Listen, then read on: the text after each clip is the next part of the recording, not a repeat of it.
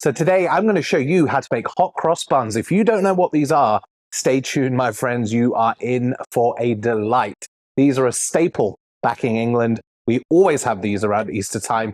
Get them in all the shops and supermarkets, but nothing compares to making your own. And I'm going to show you an awesome recipe today on how to get amazing hot cross buns. Absolutely heavenly. Right, let's get into this recipe. Now, this is definitely extra, but we are going to make our own mixed peel. Let's go. You're just going to get some citrus fruit, an orange, a lemon, 2 limes, your choice, and then just cut them into quarters like this.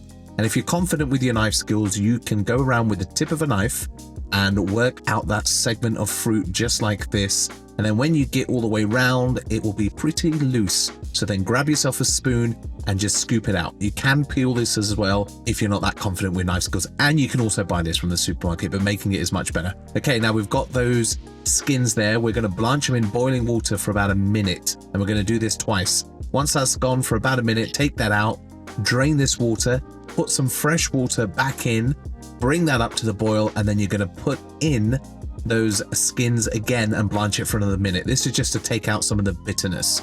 Okay, there we've got our nicely blanched skins, and then we're going to scrape out with a spoon some of that pith until you've pretty much got this. You can leave a little bit in. If you're confident, you can also use a knife. I'll show you that later. So just slice this into some strips, start setting that aside. I like to trim off the top and the bottom. And like I said, if you've got a bit too much pith, just use your knife and cut it away from you and you can slice that out. Now, once you've got that all into strips, we are then just going to dice it. Now, I like to go this small because I like a nice little even distribution, but if you haven't got those knife skills, you can go a little bit bigger. Work your way through all of that zest, and those little end bits that I've just saved there, I'm just going to roughly chop them up and set them aside. This smells amazing. Okay, now we're going to make a little simple syrup. So basically about 1.5 cups of water, about 1.5 cups or so of sugar. Put that on the stove, let that sugar dissolve, bring that back, and then we are going to drop all of this lovely diced citrus peel into that simple syrup. Okay, give that a little mix, get it on the stove, bring it up to a boil, and then what we're going to do is we're going to simmer it for about an hour. And after an hour, it will go nice and sticky like this, and you can just see how amazing it is. Now, you've got a couple of options here. You can put this out in a tray. If it's a little bit too wet, you can dry it out a touch. You can pour over some sugar and that'll kind of dry and crystallize it a little bit and you can store it. But look what's happened to the fruit. It's gone lovely and translucent. I'm going to store it in a bit of simple syrup. I've got some left over there. So basically that's just sugar and water.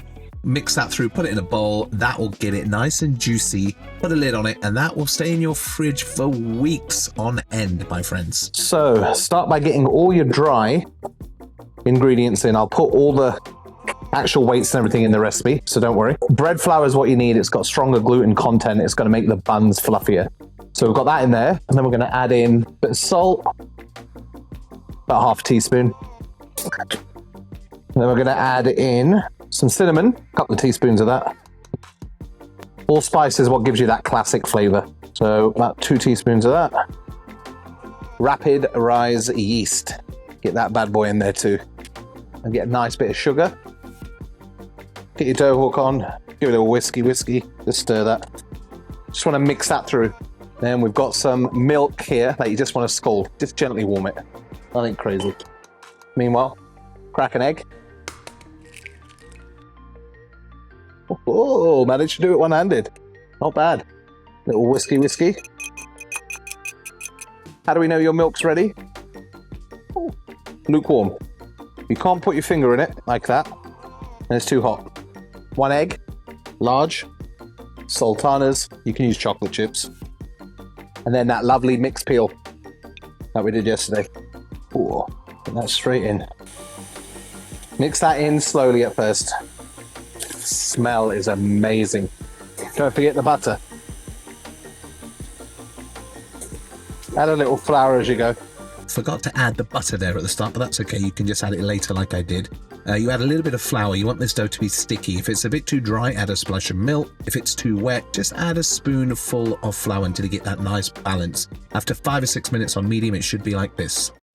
Now you've got this lovely dough. Just knead it briefly until it comes together. A few of the sultanas are going to try and make a run for it. So just put them back in and give them a little tuck. Quick little dough spank. And then it should be nice and ready. Put it back into that bowl. and you're going to cover it and let it rise for about an hour and a half. Meanwhile, get yourself a little tray with a nice little kind of sheet of baking paper at the bottom. I'll show you that later. After an hour and a half, look at that, nicely almost tripled. Give that a nice little deflate. Look at that little bubble there, it's so cute, just giving it a little boop, boop, boop. Very nice. I spend too much time with these doughs. Anyway, lightly flour your surface, not too much. The dough is already at a good stage. And then just portion this into a dozen. You can go a bit smaller as well, and you can eyeball this. I've done this about 130 grams. I've weighed out each one. If you want to go a little bit smaller, you'll probably get about 15 or so of these hot cross buns. So shape it, flatten it all out, fold everything into a center point, squeeze it at the top like a little money bag, roll that over, bear claw, and there you have a nice doit little hot cross bun. If the bottom's a bit loose, you can just pinch and seam it. Put them on your baking tray, and then we're just going to cover it with a kind of greased piece of cling film. This just stops it from sticking and it helps the rise. Let them proof for about 40 minutes. Ideally, you want to put these in a smaller container, but this is all I've got, so hopefully this works. Okay, now you need 75 grams of plain flour and enough water to make a paste. This is going to be how we get those lovely crosses. So I probably used about 10 tablespoons or so. You want it pouring consistency like that. Put it into a little piping bag with a little nozzle at the bottom. Set that aside for later. Squish it all to the top so there's no air in it. Now, the traditional glaze is apricot jam, so just buy a good quality one, spoon that into a bowl, add a bit of water, thin it out until you've got a nice little spreadable glaze. I'll show you that later. Now, after 40 minutes, our buns have almost doubled. If my container was a bit smaller, they'd be a little bit closer together. So when I do this piping stage now, there won't be as much drip that goes down, but that's okay. Just keep going all the way in a straight line in one way, and then the opposite way you want to go in another kind of straight line, and that's how you get your cross. Take your time. There's no right or wrong way to do this. Just have a steady pressure when you're using your piping.